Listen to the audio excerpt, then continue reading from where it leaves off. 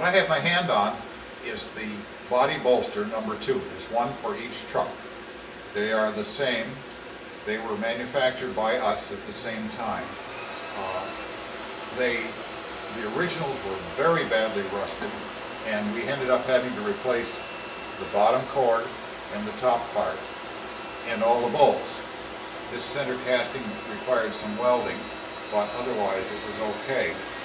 And it was very important to get this in place before we did much else, because that's what holds the car and all the sills in alignment. Interestingly enough, for whatever reason, York Utilities shimmed them down. There was a piece of steel, there are pieces of steel in here, and pieces of steel on each of the side bearings, which shimmed it down a ½ inch, which must have meant that the springs of the car were getting too low and the coupler probably wasn't lining up properly.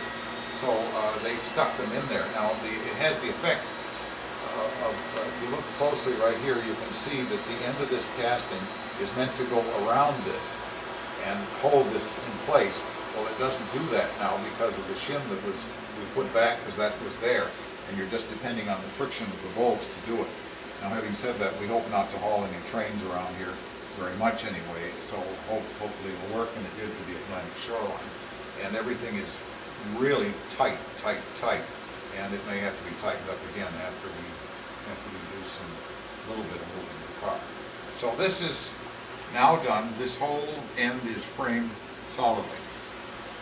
This is a side bearing casting. There will be a similar one facing up on the truck, so when the car moves around a corner, they slide against each other. There's supposed to be a slight bit of space in here, but that's where it will be lubricated with grease so that it allows the car to turn fairly smoothly.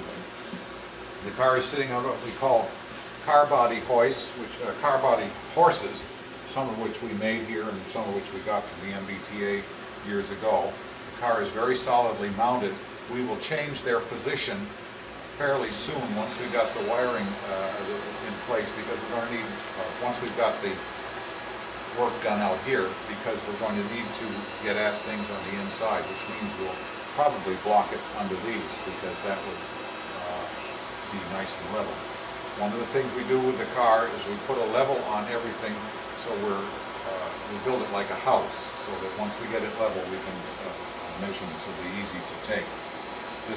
These jacks out here are just temporary, and they will come out once we get the sills on the end.